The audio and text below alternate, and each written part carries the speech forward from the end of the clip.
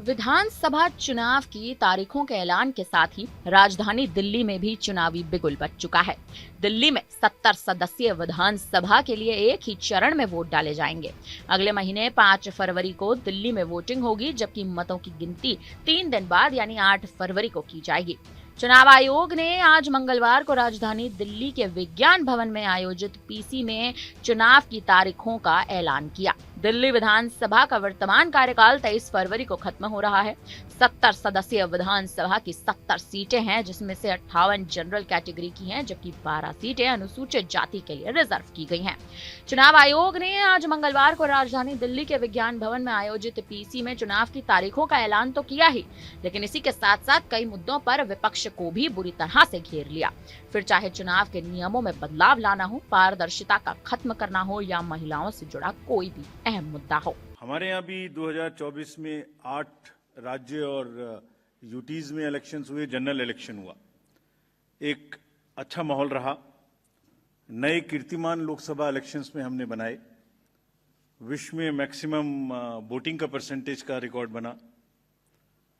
लोगों की भागीदारी का, महिलाओं की भागीदारी का, वायलेंस फ्री इलेक्शंस का, no repolls, record seizures, inducement free to the extent it was possible, J&K, Manipur, LWE areas.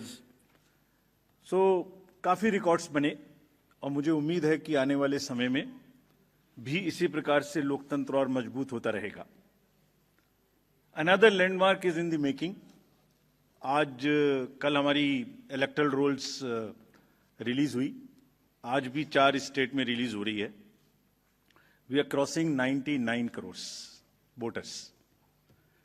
So we are going to be 1 billion voters very soon, nation of 1 billion voters very soon. That's another world record which is in making. But with this SSR, after the declaration by the state of UP, Rajasthan, Punjab and Bihar, which will be declaring their SSR results today, will be crossing 99 crores, first time.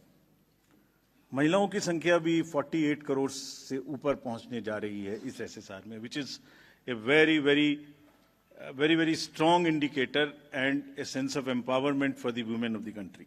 Delhi में तो विधानसभा चुनाव है ही, लेकिन इस बार चुनाव आयोग के अध्यक्ष राजीव कुमार के बयानों से विपक्षी खेमे में खासा हलचल देखने को मिल सकती है। पारदर्शिता आखिर क्यों खत्म की जा रही है और आखिर क्या पारदर्शिता खत्म हुई भी है या नहीं, इस पर लगातार विपक्ष के तमाम आरोप आते नजर आए हैं और विपक्ष इन तमाम आरोपों पर चुनाव आयोग की ओर से साफ जवाब भी दिया गया है।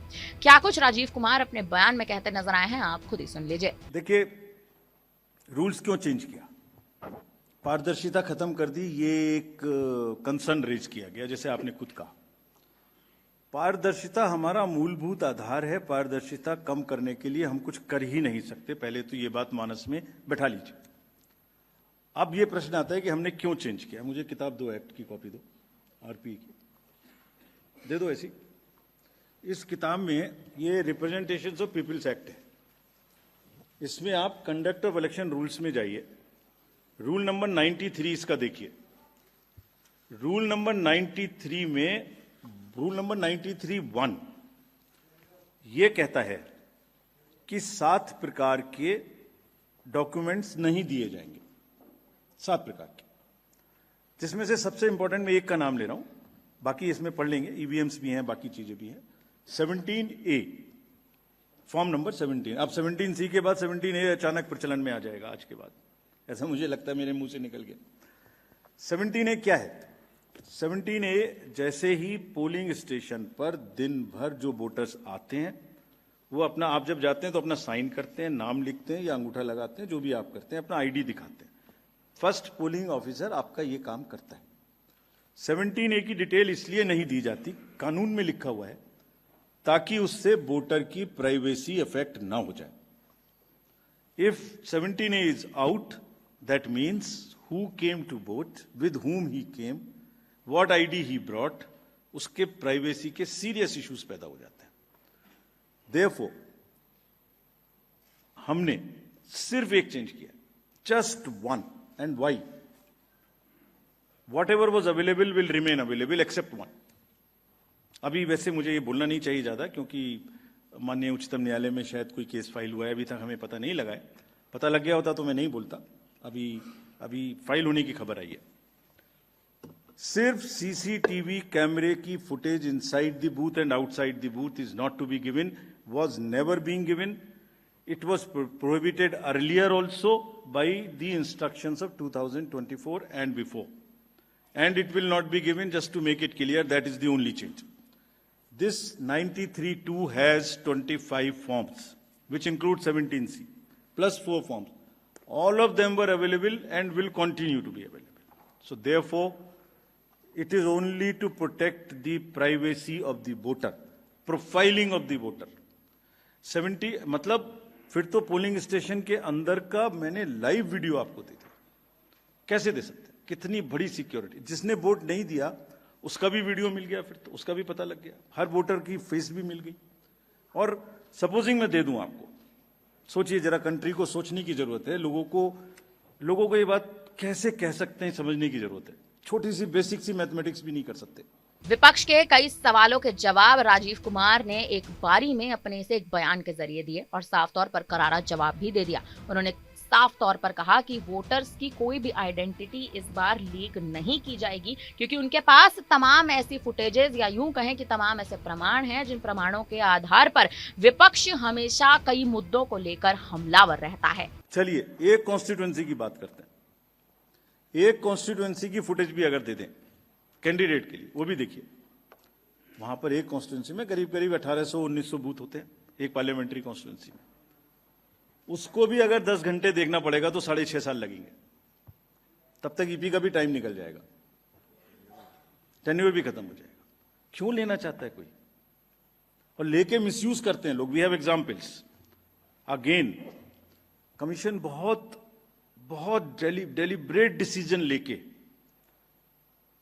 बहुत ही जिम्मेदारी के साथ आगे किसी के भी राइट को अफेक्ट नहीं करना चाहता, बिकॉज पूछने का अधिकार सबका है, मांगने का अधिकार सबका है।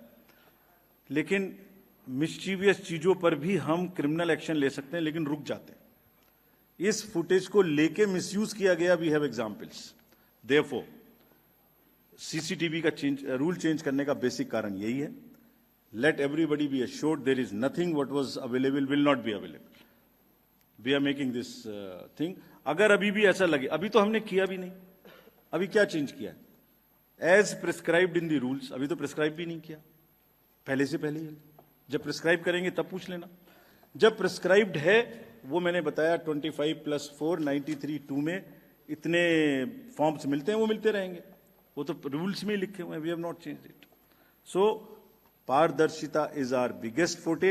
अगर कोई हमसे कहेगा भी कि पारदर्शिता खत्म कर दीजिए, हम नहीं करेंगे। We will request and develop and allow everybody to ask as many questions as. इतना ही नहीं, मुख्य चुनाव आयुक्त राजीव कुमार ने रमेश बिधूड़ी के बयान पर पूछे गए सवाल के जवाब में कह दिया है कि अगर कोई भी इस बार किसी भी महिला के बारे में कोई भी भद्दी बातें बोलता है तो उसकी जितनी निंदा की जानी चाहिए उतनी ही की जाएगी। हम ही नहीं, सभी को मिलकर इसकी निंदा करनी चाहिए और वोटर्स को भी ऐसा ही करना चाहिए। हाल ही में महिलाओं के विरोध में तमाम ऐसे कई बयान दिए गए हैं, जिन बयानों के आधार पर चुनाव आयोग ने साफ तौर पर इस बार जाहिर कर दिया है कि अगर दिल्ली के विधानसभा चुनाव के दौरान या दिल्ली में मतदान के दौरान अगर महिलाओं के खिलाफ कोई भी बयानबाजी होती है तो चुनाव आयोग इस बार इन तमाम मुद्दों को बर्दाश्त नहीं करेगा। फिलहाल अब चुनाव आयोग के ओर से जारी इन तमाम बयानों पर अब आप क्या कहेंगे? आपकी क्या राय बनती है? आप हमें अपनी राय कमेंट करके जरूर दीजिएगा।